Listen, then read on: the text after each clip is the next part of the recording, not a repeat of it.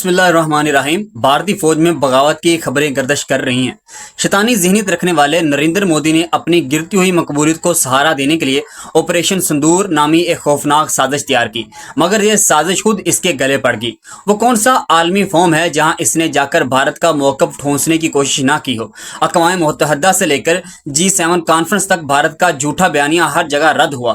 Shanghai تعاون تنظیم SCO کی میٹنگ میں بھارت کو بلوچستان میں دہشت گردی کا ماسٹر مائنڈ قرار دیا گیا، اور اب برکس ممالک نے بھی پہلگام واقعے پر بھارت کے موقف کو رد کر دیا ہے۔ مودی سرکار نے اپنی ہی فوج پر دوہرے ظلم کیے، پہلے انہیں ایک ناجائز جنگ میں دھکیل دیا، پھر جب ان کے جوان شہید ہوئے تو ان کی قربانیوں کا اعتراف تک نہ کیا۔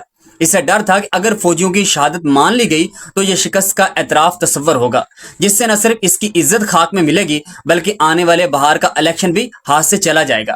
اس لیے وہ اپنے تباہ شدہ تیاروں کا ملبہ چھپا رہا تھا، اپنی فضائی دفاعی نظام کی تباہی کو تسلیم کرنے سے گریزاں تھا۔ سوال یہ ہے، کیا آپ نے پچھلے 3 مہینوں میں بھارتی میڈیا یا سوشل میڈیا پر کسی بھارتی فوجی یا پائلٹ کی آخری رسومات کی کوئی جھلک دیکھی ہے؟ پوری قوم ابھی تک خاتون پائلٹ شیوانگی سنگھ کو ڈھونڈ رہی ہے، مگر بھارتی فضائیہ ابھی تک خاموش ہے۔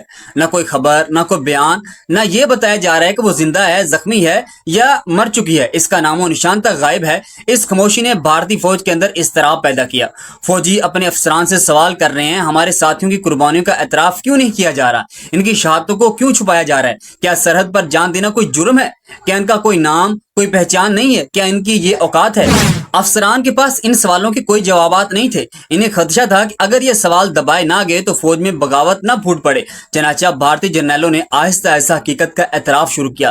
پہلے تیاروں کی تباہی، پھر فضائی دفاعی نظام کی ناکامی، اور آخرکار ذمہ داری مودی سرکار پر ڈال دی کہ ہمیں کارروائی کی مکمل اجازت نہیں ملی تھی۔ اسی دباؤ میں آ کر مودی حکومت کو اپنے 100 فوجیوں اور 4 پائلٹس کی شہادتوں کا اعتراف کرنا پڑا، جن میں سے 3 رافیل طیاروں کے پائلٹ تھے جو ہمارے شہینوں کا نشانہ بنے۔ لیکن میں دعوے سے کہتا ہوں کہ اصل شہادتوں کی تعداد اس سے کہیں زیادہ ہے۔ صرف LOC پر کم از کم 250 بھارتی فوجی ہلاک ہوئے۔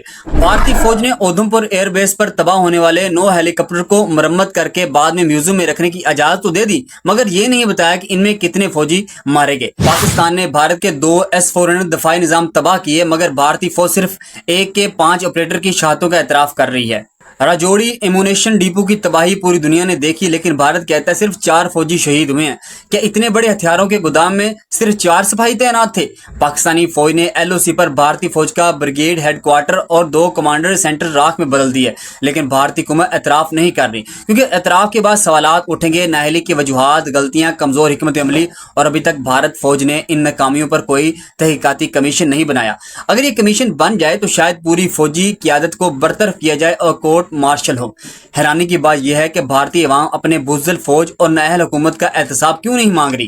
بھارتی فضائیہ کہتی ہے کہ ہمیں ہتھیار وقت پر نہیں ملے، بری فوج کہتی ہے حکومت نے اجازت نہیں دی، نیوی کا سربراہ کہتا ہے کہ اوپر سے آرڈر آیا تھا، سب نے ایک جیسے بہانے بنائے ہوئے ہیں۔ ان لوگوں نے مودی کے ساتھ مل کر رافیل طیاروں کی خریداری میں کمیشن کھایا ہے، اب پوری دنیا سے اسلحہ خرید رہے ہیں اور مال بنا رہے ہیں۔ ظلم کی انتہا یہ ہے کہ ایک 19 سالہ زیر تربیت نوجوان کو LOC پر بھیج کر مروا دیا اور پھر معاوضہ دینے سے انکار کر دیا۔ وہ تو ابھی ٹریننگ میں تھا۔ اس کی ماں آج بھی رو رہی ہے، پوچھ رہی ہے کہ اگر اسے بندوق چلانی نہیں آتی تھی تو اسے جنگی محاذ پر کیوں بھیجا؟ کیا اس کا خون اتنا سستا تھا؟ میں آپ کو ایک اور خبر دیتا ہوں۔ بھارتی فوج نے شہید ہونے والے سپاہیوں کے اہل خانہ کو سختی سے ہدایت کی ہے کہ ان کے بیٹوں کی تصویریں سوشل میڈیا پر نہ لگائیں۔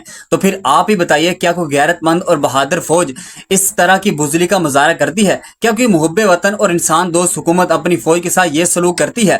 اگر میری یہ ویڈیو کوئی بھارتی شہری دیکھ رہا ہے تو اس سے میری گزارش ہے، میرے ان سوالات پر غور کریں، اپنے دوستوں، عزیزوں، بزرگوں سے پوچھیں کہ اس ذلت سے نکلنے کوئی راستہ ہے یا نہیں۔ میرا پیغام سن کر اگر آپ کو سچائی کا احساس ہوا ہو تو براہ کرم اس چینل کو سبسکرائب کریں، بیل آئیکن کو دبائیں اور سچ کی آواز کو آگے بڑھائیں۔ اگلی ویڈیو تک کے لیے اللہ حافظ۔